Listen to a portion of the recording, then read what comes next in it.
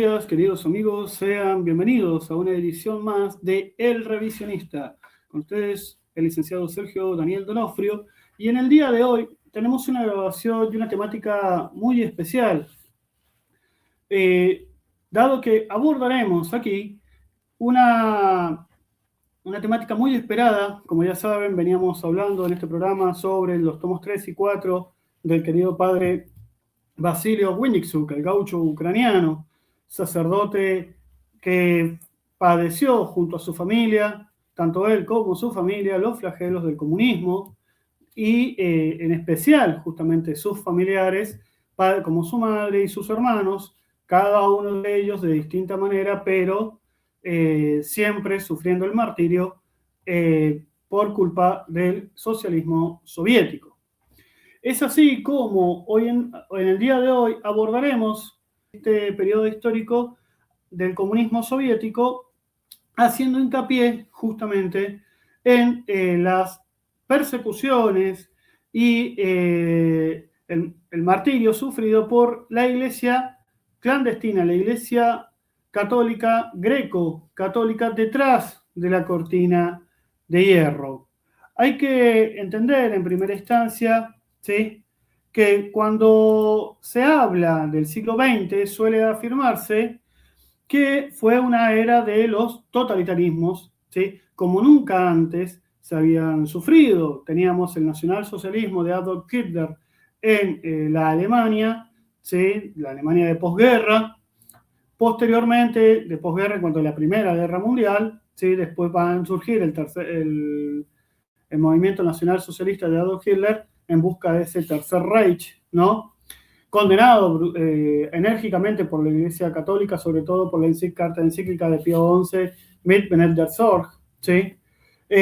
Después, a su vez, tenemos el comunismo soviético. Recordemos que en el año 1917 se va a llevar adelante la denominada Revolución Rusa. Y como Rusia no se consagró al Sagrado Corazón, al Inmaculado Corazón de María, como así lo pidió nuestra Santísima Madre, Nuestra Señora de Fátima, los errores de la misma se esparcieron por todo el mundo, ¿sí? Y desde allí va a surgir, se va a establecer el socialismo soviético con el cambio de Rusia por la URSS, la Unión de las Repúblicas Socialistas Soviéticas, cuya cabeza va a ser Rusia, ¿sí? Es así justamente donde vamos a llegar al periodo que nos compete en este momento, que es 45 al 91, fundamentalmente los gobiernos de Stalin y Gorbachev, ¿sí?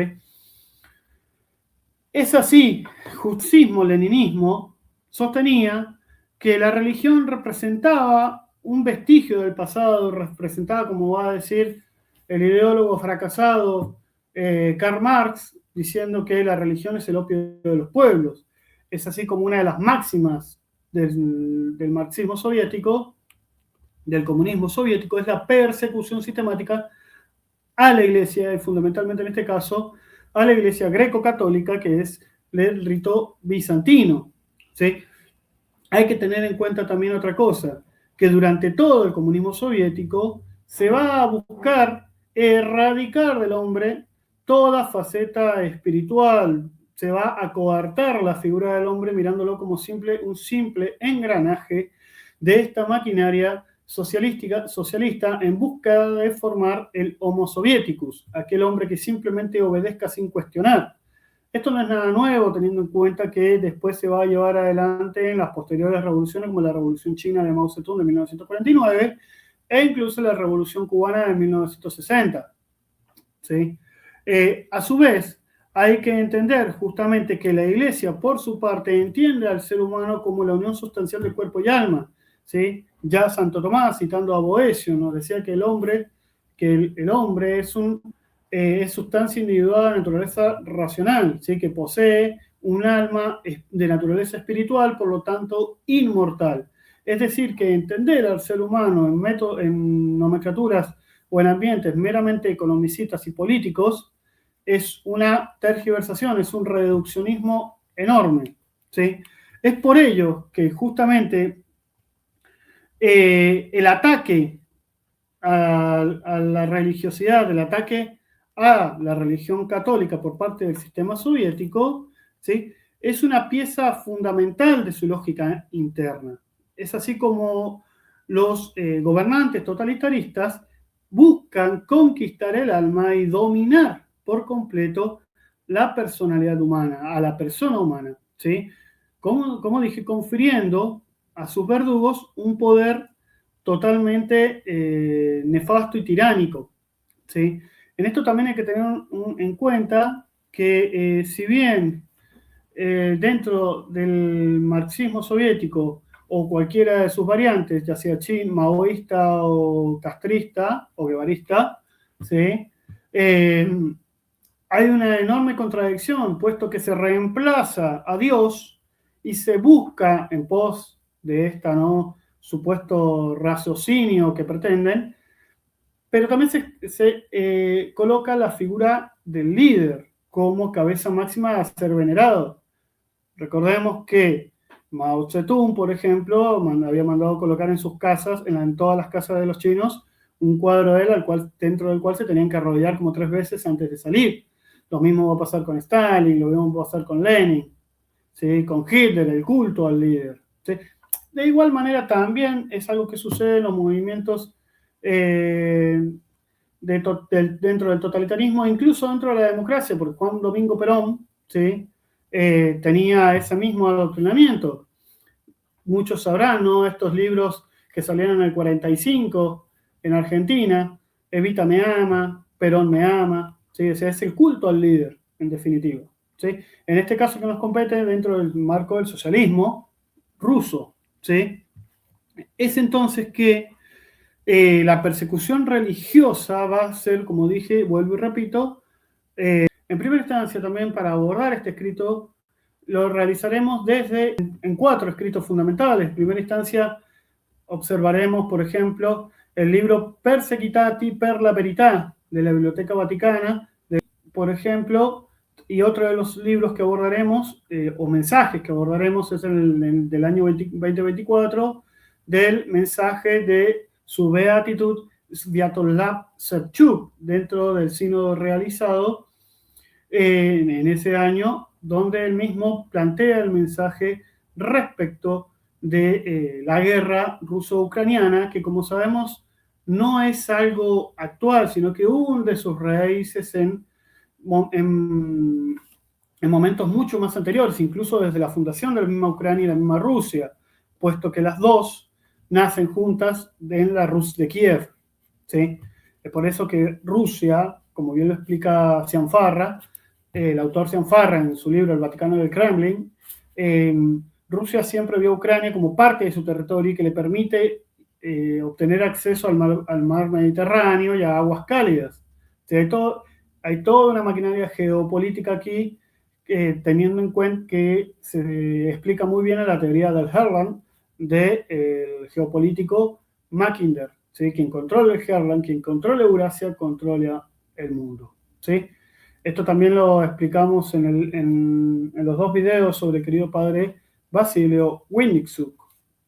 Ahora bien, como explicaba su beatitud, Sviatoslav Shevchuk explica cómo, ¿sí? Los rusos intentaron captar, en primera instancia, erradicar del ser humano su esencia espiritual, ¿sí? Cuando él explica, ¿no? En cambio, los gobernantes totalitarios buscaron conquistar el alma, dominar completo la personalidad humana. Un súbdito de un Estado totalitario debe adorar a sus verdugos. El totalitarismo tiene un carácter pseudo-religioso. Los tiranos del siglo XX atribuyeron u oprimieron a la Iglesia porque competían con la religión. Querían sustituir los valores espirituales de las religiones tradicionales a su propia ideología, ¿sí? Se entiende muy bien, teniendo en cuenta la importancia de la Iglesia greco-católica en todo Oriente, ¿sí? Sobre todo en Ucrania, puesto que la misma constituye una de las instituciones más importantes dentro de la configuración política, social, obviamente que cultural y religiosa del territorio ucraniano, ¿sí? uno de los grandes ejemplos de las dos cabezas, las dos columnas de la Iglesia greco-católica contemporánea, que fueron Andrei Yetebsky y Joseph Slipeig, cuyas figuras fueron importantísimas para mantener viva la cultura y la Iglesia greco-católica dentro de este periodo, detrás de la cortina de hierro. ¿Sí? ¿Qué es la cortina de hierro? La cortina de hierro no es una frontera específica como tal, no es un muro de madera, de piedra, sino más bien hace referencia a un conjunto de fronteras que separan ideológicamente el marxismo del capitalismo. Recordemos que estamos ubicados dentro del periodo denominado Guerra Fría, cuya figura en este caso de esta frontera va a ser el muro de Berlín, ¿sí? Uno de los más emblemáticos. De hecho, cuando cae el socialismo soviético, cuando cae la URSS y cae la Alemania nazi, cae también el muro de Berlín, ¿sí? No obstante, no es que el muro de Berlín sea esa cortina de hierro, es una de las fronteras que, como digo, ya sea separado por concreto, por madera o por vallado de alambre, ¿sí? Conforman esta frontera, esta cortina de hierro de la católica, va a ser sometida, ¿sí? Va a ser perseguida por los regímenes totalitarios, fundamentalmente con el denominado pseudo sínodo de Leópolis, hoy conocido como Lviv, ¿sí? Donde justamente la iglesia, el gobierno ruso intenta anexar a la iglesia greco-católica bajo el gobierno de la iglesia ortodoxa rusa, que responde a sus intereses, incluso hasta nuestros días, ¿sí? Es así como justamente podemos observar este intento, ¿no?, de captación, de control de la iglesia por sobre la iglesia ucraniana. Vemos imágenes como, por ejemplo, ¿no?, las eparquías de Stanislaópolis, ¿sí?, o Stanislavy, hoy conocido como Ivano-Frankivsk, ¿sí?, donde tanto Yetebsky como Slipeig fueron grandes pastores, ¿sí? E incluso dentro de esta persecución sistemática, ellos mismos fueron también sometidos justamente bajo los regímenes totalitarios y condenados a varios años dentro de los gulag, ¿sí? Los gulag son los campos de concentración soviéticos, ¿sí?, donde justamente la iglesia va a pasar nuevamente a las denominadas catacumbas, ¿sí? O, mal entendido si se quiere, a la clandestinidad, o más bien entendido, a la clandestinidad. ¿Por qué? Porque justamente los sacerdotes van a ser trasladados a los gulag, algunos con un permiso especial van a poder celebrar misa, no obstante, ya para 1950 no quedaban prácticamente iglesias abiertas al público, ¿sí? Es así como dentro de los gulag, la iglesia greco-católica se va a tener que adaptar, ¿sí?, y va a sufrir, como le digo, el peor de los escarnios.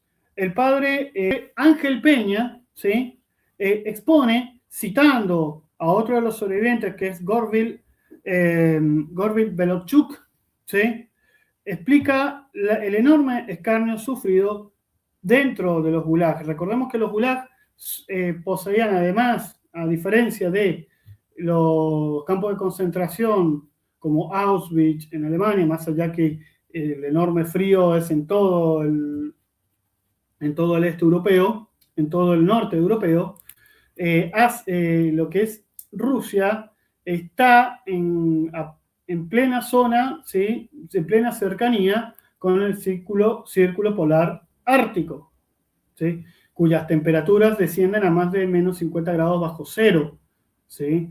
A su vez, esta es otra de las razones también por las que Rusia necesita ingresar a Ucrania, puesto que en invierno queda todo el norte de Rusia, incluso el oriente, queda rodeada por hielo, ¿sí? Entonces el acceso al mar Mediterráneo por Ucrania, por Ucrania, ¿sí?, tomando Ucrania, es vital para poder comercializar, Sí, esto también lo explica muy bien Cianfarra. Ahora bien, el padre Ángel Peña nos ilustra sobre las circunstancias que sufrían los refugiados, los presos políticos dentro de los gulag. Explica citando al padre Gavril Volohdov, ¿sí?, de Bulgaria. Teníamos que convivir con un montón de chinches, ¿sí?, piojos y ratas. Las ratas llegaron a comerse la nariz y las orejas de algunos de los enfermos. Teníamos algunos caballos para trabajar. Cuando uno moría, los enterrábamos. Por la noche, algunos presos desenterraban el cadáver para comérselo. El clima era horrible, frío húmedo y brumoso. No era fácil vivir allí. Hacía falta una gran resistencia, una sólida preparación cristiana y una fe para resistir todo aquello. Y cuenta que él sacaba fuerzas para celebrar la misa, cada día la misa clandestina. Su hermana Cristina le había hecho llegar un vaso y una cajita sólida. El vino se lo entregaba en una botellita con una etiqueta que decía compota de cerezas. Celebraba la misa en secreto, en mitad de la noche, a las 2 de la madrugada, en el barracón de los presos políticos. Todos dormían o fingían hacerlo, porque en cuanto él se enderezaba de su litera, varios sacerdotes lo imitaban. Celebraba la misa en su pecho, como leyó que hacía un misionero enfermo en África. Además, los demás sacerdotes seguían la misa en silencio y recibían un trozo de pan consagrado de manos del celebrante. Y él dice, aquellas misas eran nuestro único consuelo. También nos evidencia justamente la clandestinidad y la adaptabilidad de la Iglesia para celebrar los sacramentos. Nos hace recordar a los prisioneros dentro del comunismo chino que celebraban la misa, los sacerdotes celebraban la misa con apenas una gotita de vino y una migaja de pan. ¿Sí? Y esto obliga también a la Iglesia greco-católica a adaptarse e incluso dentro de la formación de los mismos seminaristas, porque tenían que ser muy disimulados a fin de evitar la persecución y el exterminio. ¿Sí? También el mismo padre Ángel Peña y Cianfarra, en este libro, ¿no?, El Vaticano y el Kremlin, explican justamente cómo el seminarista era acompañado por un sacerdote de esmerada trayectoria y conocimiento en secreto, donde el seminarista debía costearse sus estudios, trabajar a la par, para después ser sometido a un estudio, a un examen riguroso por parte de la jerarquía eclesial, a fin de poder ser consagrado, ¿sí? Esto también marca un perfil específico dentro de este seminario, dentro de este futuro neo sacerdote, totalmente diferente al convencional en tiempos de paz, ¿sí? No obstante, también nos da una marcada lección. La Iglesia en la clandestinidad, por más persecución, por más ataques, por más asesinatos que los regímenes totalitarios cometan, sobre todo, incluso me puedo ir hasta la época de Roma, de las persecuciones por los césares, la sangre de los mártires es ese agua que riega la semilla por la cual florecen nuevas vocaciones, ¿sí? Y es donde más vocaciones hay, donde más fortaleza y más firmeza obtiene esta fe, ¿sí? La resistencia se convirtió justamente en una forma de vida dentro de la Iglesia greco-católica, y es aquí donde su beatitud, Yaroslav Shevchuk, nos ilustra al respecto de ello con esta pequeña síntesis histórica que él aborda dentro de su mensaje, ¿no? Al explicar de que, a pesar de haber sido prohibida y perseguida por las autoridades comunistas durante décadas tras la Segunda Guerra Mundial, la Iglesia greco-católica desempeñó un papel crucial y se convirtió en uno de los motores más importantes del cambio de Ucrania.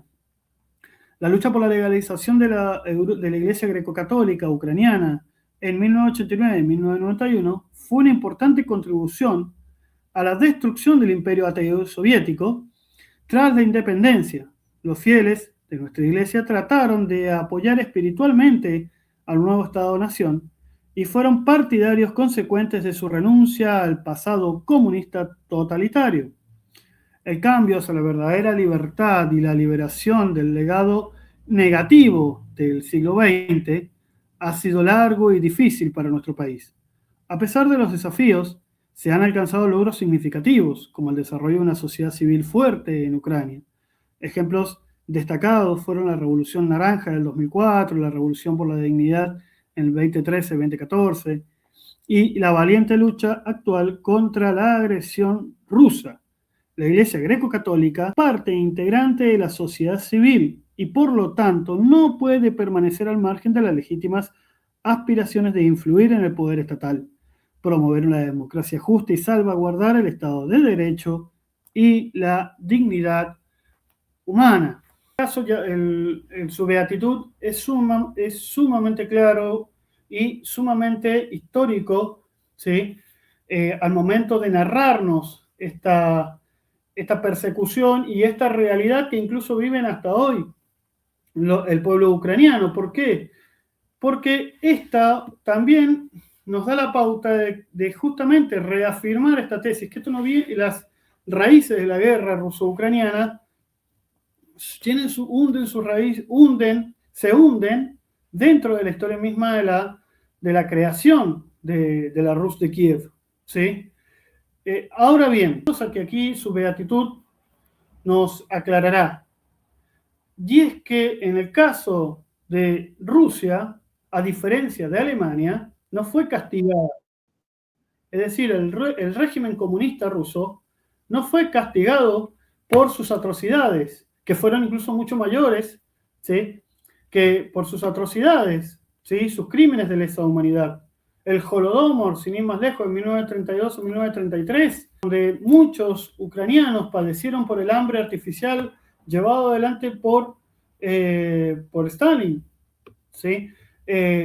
A pesar de haber sido justamente uno de los vencedores de la Segunda Guerra Mundial, no, como va a decir más adelante su beatitud, Rusia no fue purificada, ¿sí? No se realizaron este castigo propio como sí sucedió en Nuremberg, en los juicios de Nuremberg, hacia las atrocidades cometidas por el régimen nazi, ¿sí? Y esto también marca una de las enormes problemáticas dentro de la esfera del socialismo y dentro de este periodo histórico hasta la actualidad. Nos va a decir justamente su beatitud. La caída de la Unión Soviética en 1991 marcó un inicio de la liberación de los países de Europa Central y Oriental que habían sido parte del bloque comunista. Este evento también representó una oportunidad para la libertad y una vida digna para los pueblos que habían vivido bajo los regímenes socialistas en los confines de la Unión Soviética. Entre ellos, los pueblos se encontraban los ucranianos, quienes finalmente lograron alcanzar el tan anhelado sueño que había perdurado siglos, el sueño de independencia y de estabilidad de un Estado nacional propio. Es importante destacar el papel fundamental que desempeñó nuestra Iglesia en ese proceso, ¿sí? Aquí también en esta cita, su beatitud nos ilustra respecto de esta lucha del pueblo ucraniano por su independencia, incluso por su identidad espiritual, ¿sí? Hay que entender además de que, como dijimos, esta persecución sistemática de los rusos por sobre el pueblo ucraniano intensificó la religiosidad de estos primeros, ¿no?, de los ucranianos, ¿sí? Por cada censo que hacían se dan cuenta que había más católicos, ¿sí?, a pesar de las grandes persecuciones y las grandes purgas. Aquí su beatitud ahora nos ilustrará sobre esto, ¿no?, sobre los castigos que no recibió, la purificación que no recibió el pueblo ruso, cuando explica, tras el colapso del bloque comunista, el mundo libre cometió un grave error de no exigir a la Rusia postsoviética, reconocida como la sucesora de la Unión Soviética, que condenara completamente los crímenes del periodo comunista. Además, no se presionó a los nuevos gobernantes rusos para que llevaran a cabo la excomunicación y la depuración o limpieza del Estado de las secuelas del totalitarismo.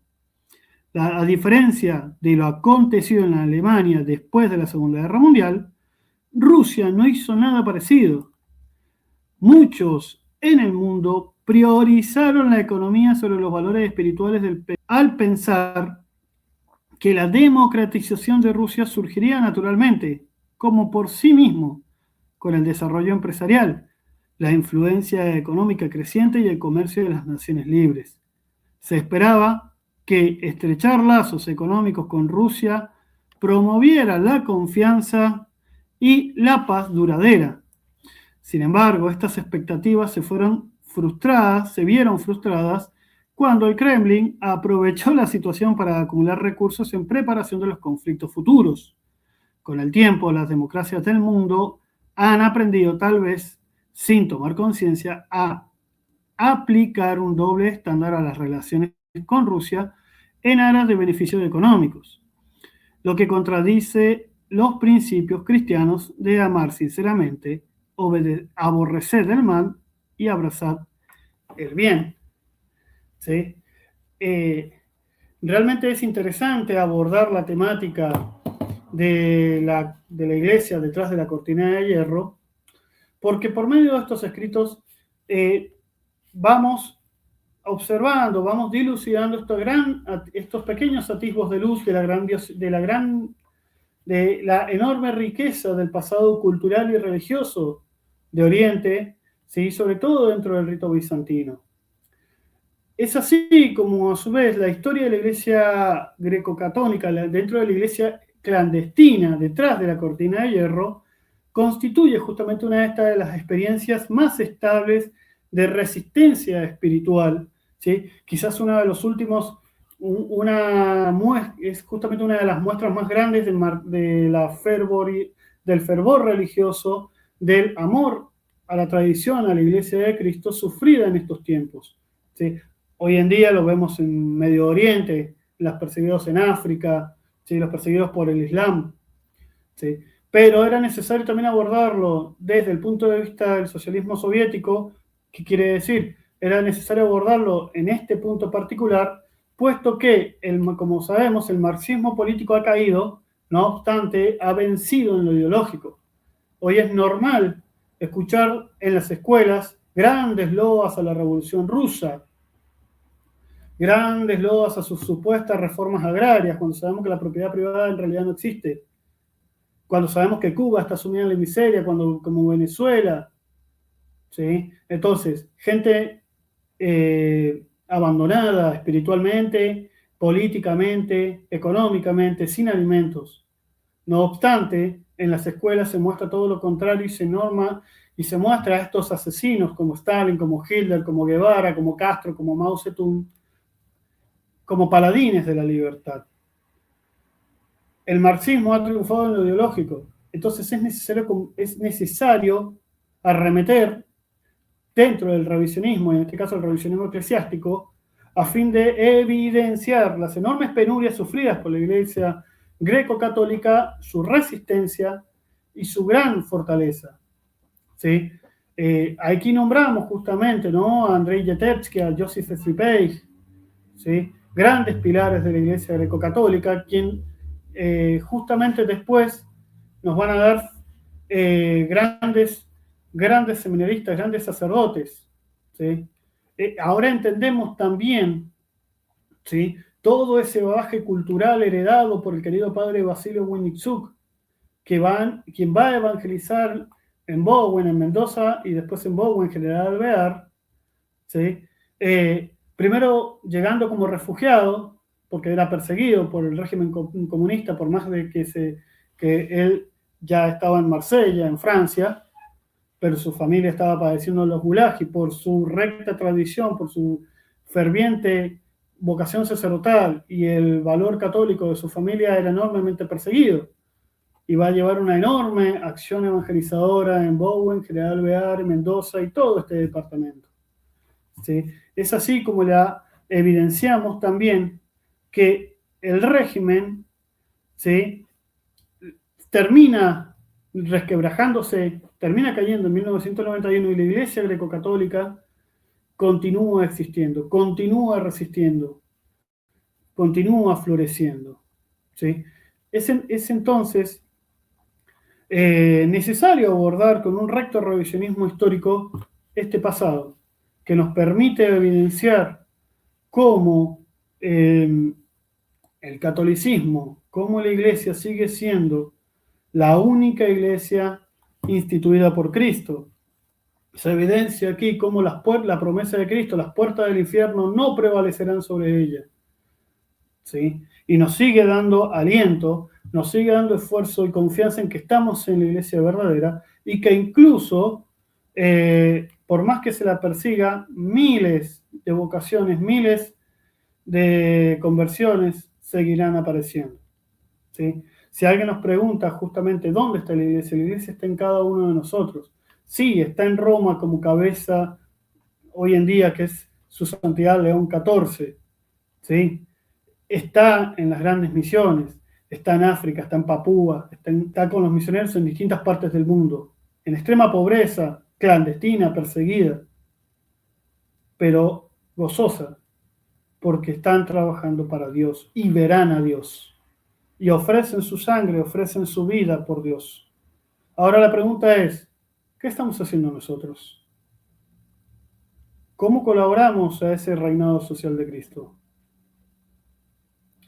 Si te gustó este contenido, dale me gusta, compartilo, suscríbete y activa la campanita para enterarte de las nuevas entregas. Se vienen muchos videos más, se vienen muchas nuevas sorpresas. Muchísimas gracias.